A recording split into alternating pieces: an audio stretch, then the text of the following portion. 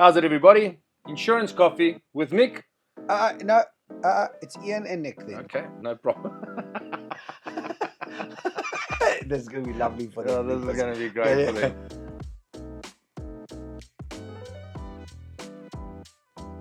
Welcome, Ian. How's it, Nick? We're discussing EVs today. Insurance coffee with Nick and Ian. Well, look, we're going to be discussing the market's apprehension with EV cars, but more importantly, why they shouldn't be apprehensive. 100%.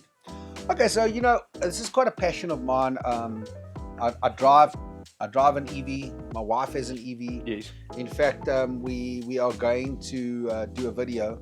I feel a bit of a deja vu. But we're going to do a video on EVs where we're going to go run around and go to some charging stations. Awesome. Go to a petrol station. Or as you Americans watching, a gas station. And we're going to see if we can get that petrol pump attendant trying to fit that nozzle in the charging port. What do you think? Listen, I think it's going to be quite an experience and then a little expedition for you and I to go on. So I look forward to that. Yeah. So let's just discuss why we're going to do that. So first and foremost, as I said, there's a lot of apprehension in the market from an insurer perspective to bring these vehicles on. But we as Mont Blancians, when we see innovation and technology coming 100%. into the space, we embrace it. Yep. And then we obviously push the status quo. And if any particular provider out there doesn't want to come to the party, again, we sort of go against the grain and we find one or two of these guys to come on board. Okay, so one of the misconceptions is that an EV costs more to repair, or the average costs are higher. Just remember, like anything in any new market, things cost more in the beginning. But Yes. the price parity curve goes down. Goes down eventually. Well, quite fast as the adoption comes on. 100%. And I think you're 100% right, Nick. Initially, anything that's new, the market is going to capitalize and it's going to be this exuberant expense. But as the curve starts to turn and more individuals buy into EVs, the more affordable it's going to become. 100%. There's going to be more parts, products. A fender is going to be able to be put on, put off, a battery replaced.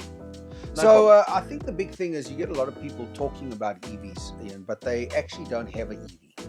Yes. So they don't know what's going on. So one of the common things I get asked is, but what about load shedding? Okay, so I want to say something about that. Okay, but it's very relative to South Africa. Listen, we're like 120 days in, no load shedding. Okay, Yeah. But irrespective of that, when you went home at night and you charged your mobile phone, maybe load shedding happened while you were sleeping. The power went off, the power went on. You woke up in the morning and simsalabim, boom, the phone was charged. Okay, you didn't concern yourself with anything. You knew that when you wake up, your phone will be charged. Yeah. Maybe it's at the side of your bed, whatever the case may be. An EV is very similar to that. When you buy an EV in South Africa and most places in the world, you get a charging station. Come and install it in your garage, at home, under your carport, wherever.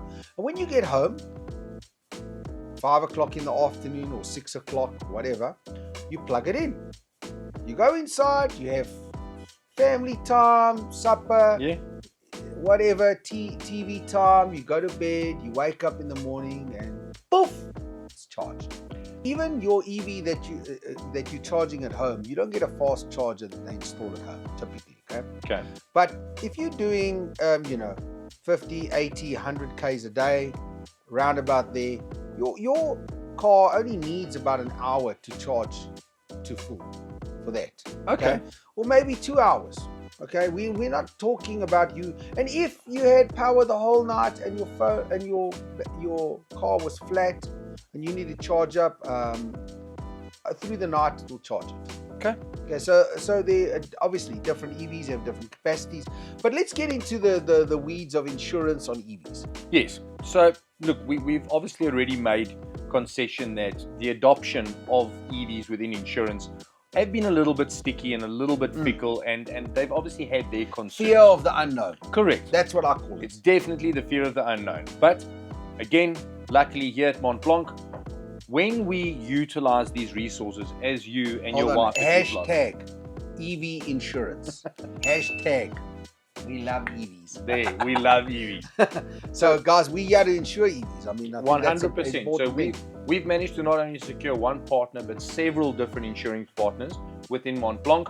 We've got the track record, we've got the history, and we've got the right brokers that know and understand EVs now to a level that is black belt, far superior than I, or even Nicola sitting next to me. We have specialists that really focus on this type of model vehicle, that align themselves with the insurer and give you the right cover, the client the right cover, to make sure that should anything go wrong, they're still going to be placed back in the same position they were in before any of the losses occurred. So, I mean, our message is really don't listen to that BS that they can't insure your EV, or you get a high rate, an expensive, ludicrous price to insure your EV. Okay?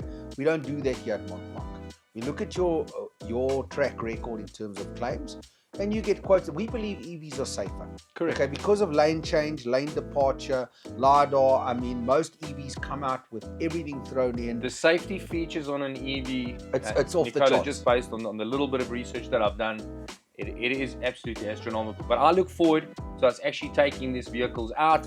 I look forward to us doing the road trip that you discussed, and I look forward to showing South Africans, you out there, our consumers, our clients, just how imperative it's going to become to start transitioning out of the fuel and diesel age and straight into an EV age. And when you do, Mont Blanc, we care and we're here for you. 100%. Thank you, Ian. Awesome. Cheers.